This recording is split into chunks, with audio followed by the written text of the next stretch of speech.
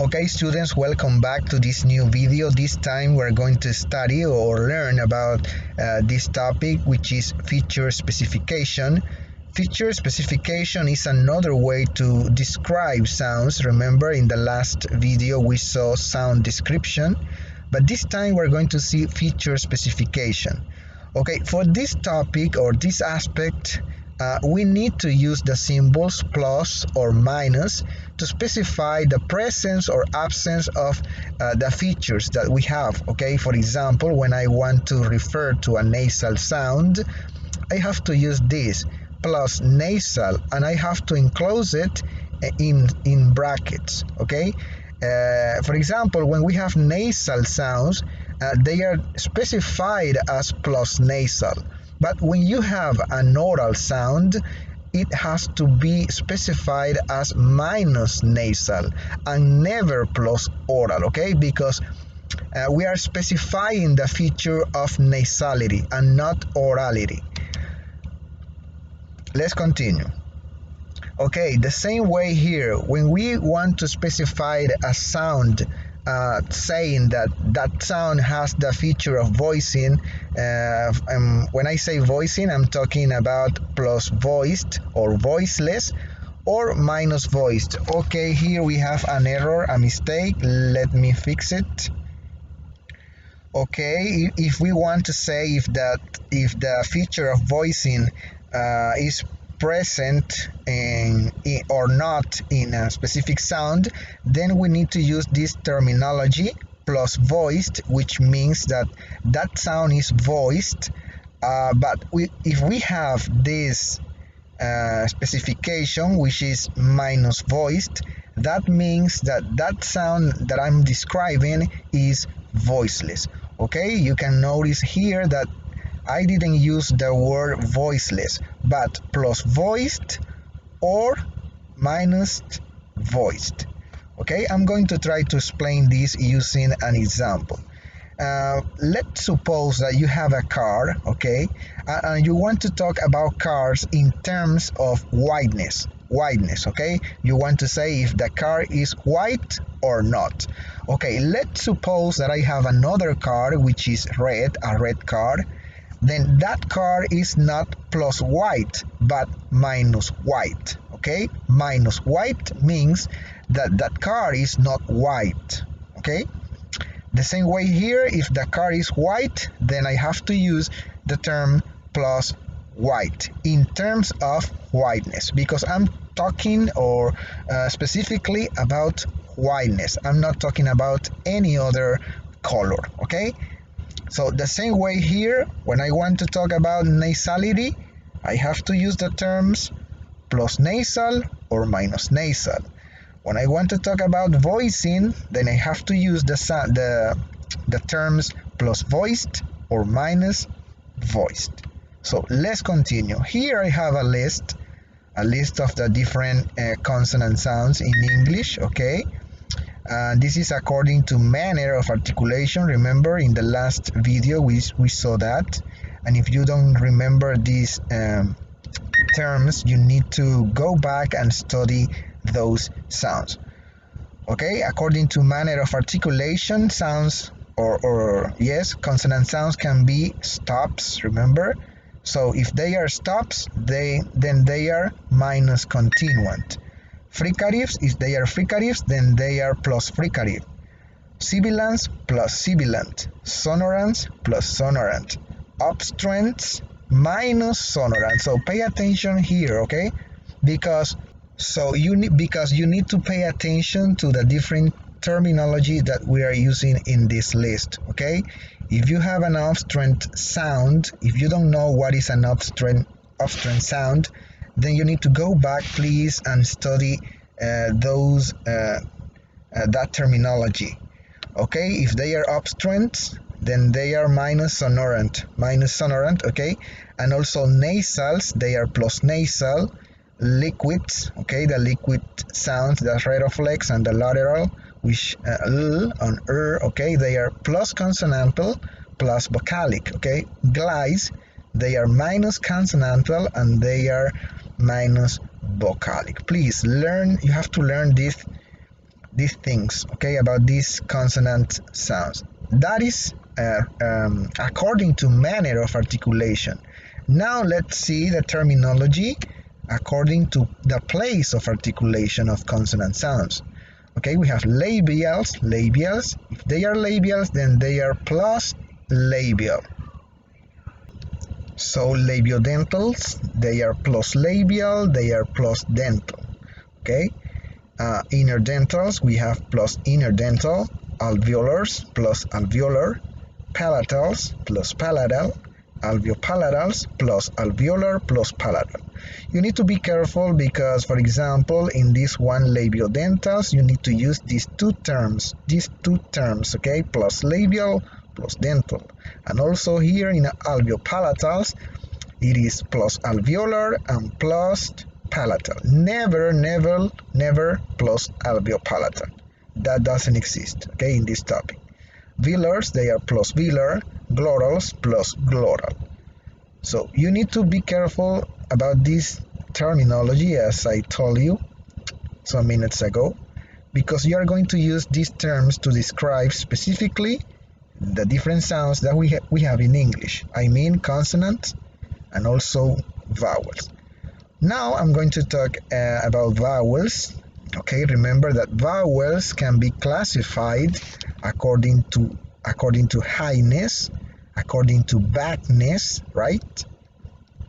So here we have the different terms: plus high if the vowel is high, mid plus mid, low minus high. So you can see here the same phenomenon. You cannot say, or you cannot write minus low. No, because we are classifying the vowels according to highness, not according to lowness, okay? According to highness, they can be plus high, they can be plus mid, and also minus high. According to frontness, or according to backness, the front vowels are minus back, they are plus central, and they are plus back. That's according to backness. According to highness, these ones here. According to backness, this one here. And according to tenseness, which is another feature that we use to describe vowels, they can be plus tense. And if they are lax, you don't have to say, oh, you must not say minus lax, but minus tense. So according to tenseness, they can be plus tense and also minus tense if they are lax. Okay? And according to roundness, vowels can be plus round or minus round if they are spread. Remember that in English we have round vowels and also spread vowels. So this is the terminology we are going to use when we are going to specify the features of vowel sounds. We also have consonants. We can talk about consonants in terms of plus consonantal and minus vocalic because they are consonants, right? So vowels the same. They are minus consonantal and plus vocalic, the opposite, okay? The opposite to consonant sounds. Now we are going to see some examples. Okay, another important thing here is that in consonant feature specification, the features are stated upward in the same order of features as they appear in the sound description, okay? Alveolar, nasal in this case for this sound n, right? This is the sound description. But when we specified features, like in this space you can see here, okay? No capitals and no plurals can be used, okay? Also important is the fact that the order in which the consonants are classified is inverted when specifying the features of the sounds. That is, we begin with their manner of articulation, okay? First, manner of articulation, then place of articulation, and finally, voicing, okay? Voicing. So be careful with that, students, okay? That is very, very important. We need to remember that with feature specification, as with the sound description, we use only the features that are required, only the required features to specify the sound or sounds called for. So you can see here the sound description. This sound is voiceless alveolar stop. But when I'm going to refer to the feature specification, I have to do it in the inverted way. Okay, first, manner of articulation, which is minus continuant. That means that this sound is stop, right? Stop. Then place of articulation, this sound is alveolar plus alveolar. And finally, we have voicing. This sound is minus voiced, which means that the sound is voiceless. So remember that, students. Now, for vowel feature specification, the features are stated downward in the same order of features as they appear in the sound description. Okay, so this is the difference between feature specification of consonants and vowels. So that is a difference that you need to take into account. So the sound description for this vowel O is high back lax vowel, right? High back lax. So we have to do it in the same order. First, highness.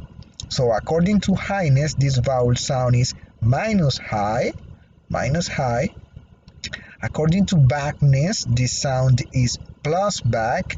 And according to tenseness, the sound is plus tense. Plus tense. Okay, there is a mistake here. I'm going to fix that. You can see that this sound is not tense. This sound is minus tense. Okay. Okay.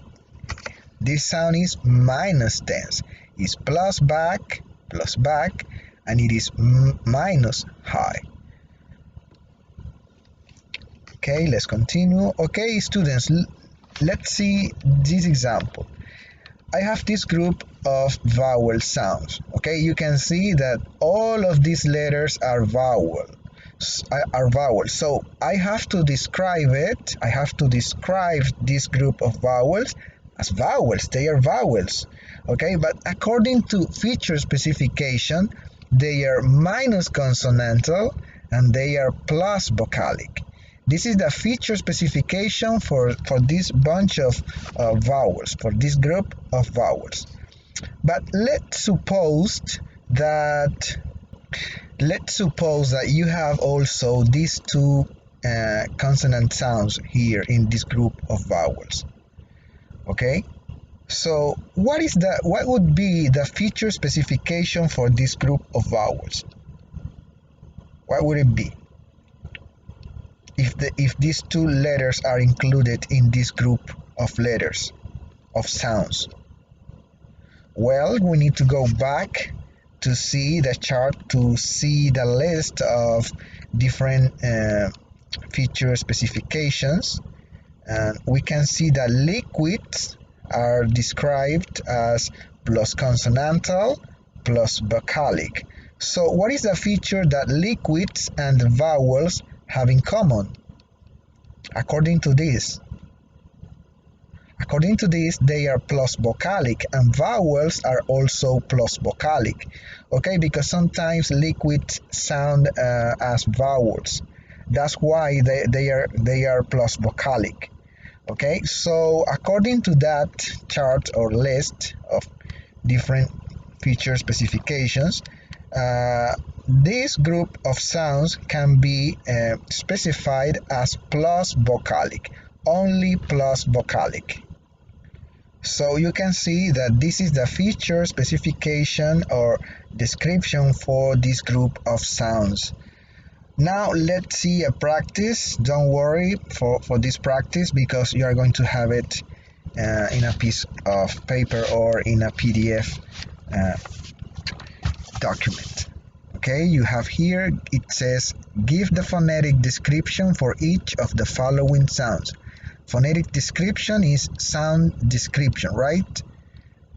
This exercise you already did it in the last class, right? And the second part is this one. Give the sound description and the feature specification of each of the following sounds or groups of sounds. So you can develop this practice in a comment if you want and let me see, okay? So thank you very much for watching this video. Remember that if you need to watch it again, you can do it, okay? And if you have any question, please let me know, students. In our next video, we're going to study phonological rules, okay? Phonological rules, how to state different phonological rules in English, okay? But for now, I would like you to practice these two exercises. Give the phonetic description for each of the following sounds and also this one, okay? So see you in our next video. Have a good time.